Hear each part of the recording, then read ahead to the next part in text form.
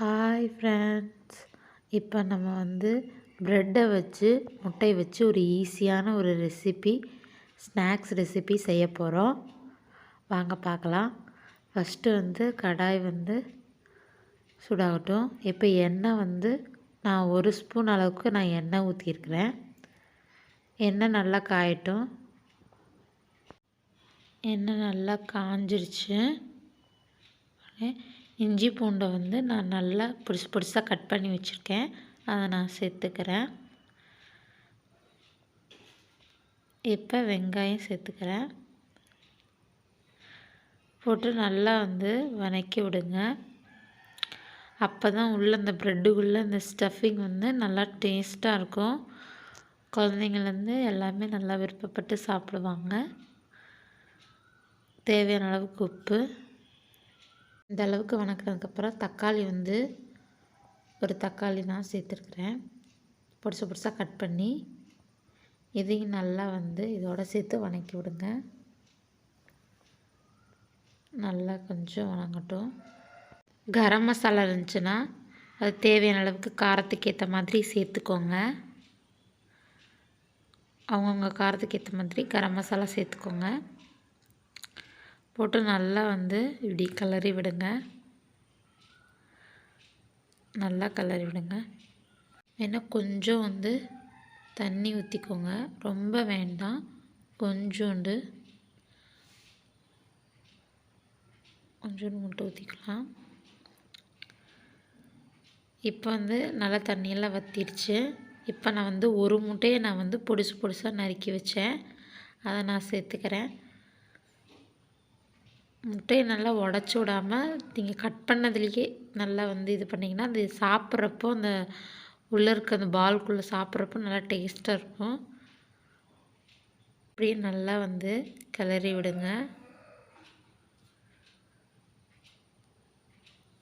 பார்க்கவே நல்லா கலர்ஃபுல்லாக இருக்குது. இப்போ நம்ம அடுப்பை ஆஃப் பண்ணிடலாம். இப்போ நான் ப்ரெட் எடுத்துருக்கிறேன். இந்த சைடு ஓரத்தை நீங்கள் கட் பண்ணிக்கலாம். நான் அப்படியே வச்சு தான் செய்ய போகிறேன். நல்லா முறுமுறுன்னு இருக்கும். நல்லா குழந்தைங்கள்லாம் நல்லா முறுமுறுன்னு இருக்கிறத நல்லா விருப்பப்பட்டு சாப்பிடுவாங்க. இது அந்த அளவுக்கு நல்லா டேஸ்ட்டாக இருக்கும். நான் ஒரு பச்சை தண்ணியில் வச்சுருக்கேன். அந்த தண்ணிக்குள்ளே இந்த ப்ரெட்டை முக்கி தண்ணியை நல்லா புழிஞ்சிருங்க.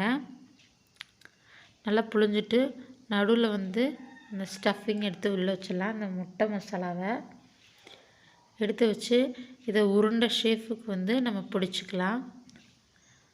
பாருங்கள், இந்த அளவுக்கு நல்லா உருண்டை ஷேப் வந்துருக்குது. இப்போ இதை ப்ரெட் துகள்கள் இதை சொல்லுவாங்க. இந்த கட்லெட்டுக்கெல்லாம் மேலே சிப் சேர்ப்பாங்க. அதுதான் இது நான் வீட்லேயே ப்ரிப்பேர் பண்ணது. நீங்கள் கேளுங்க, நான் மறுபடியும் போடுறேன் ப்ரெட் துகள்கள் எப்படி செய்கிறதுன்றத. நீங்கள் வீட்லேயே ஏதாவது செஞ்ச ஸ்நாக்ஸு கூட இதை வச்சு பொரிச்சு எடுத்திங்கன்னா செம்ம டேஸ்ட்டாக இருக்கும். இதே மாதிரி எல்லாத்தையும் நம்ம பண்ணிக்கலாம். இப்போ அதில் தடவியாச்சு. இப்போ எண்ணெய் ஊற்றிருக்கேன். காஞ்சோன்னே ஒவ்வொன்றா நம்ம போட்டு பொரிச்சு எடுத்துக்கலாம். பாருங்கள், ஒவ்வொன்றா போட்டு பொரிச்சு எடுத்தோம்னா தான் அதுவும் நல்லா வேகும். ஆயில் நம்ம அதிகமாக ஊற்ற தேவையில்லை. இந்த இதுக்குள்ளேயே நம்ம ப்ரெட்டெல்லாம் இந்த பால்ஸ் எல்லாம் வேக வச்சு எடுத்துக்கலாம்.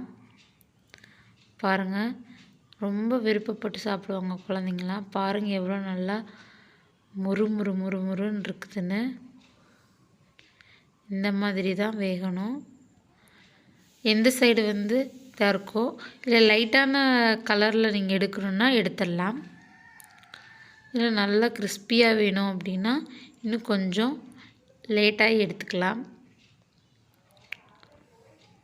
பாருங்கள், இந்த மாதிரி தான் நல்லா வேக வைக்கணும்.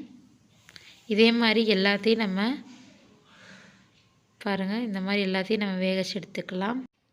உங்களுக்கு இந்த வீடியோ பிடிச்சிருந்துச்சுன்னா லைக் பண்ணுங்கள், ஷேர் பண்ணுங்கள், கமெண்ட் பண்ணுங்கள், மறக்காமல் சப்ஸ்கிரைப் பண்ணுங்கள். பக்கத்தில் இருக்க பெல் சிம்லையும் கிளிக் பண்ணுங்கள். தேங்க்யூ வாட்சிங். இதே மாதிரி உங்கள் வீட்டில் ட்ரை பண்ணுங்கள். ஓகே, பா.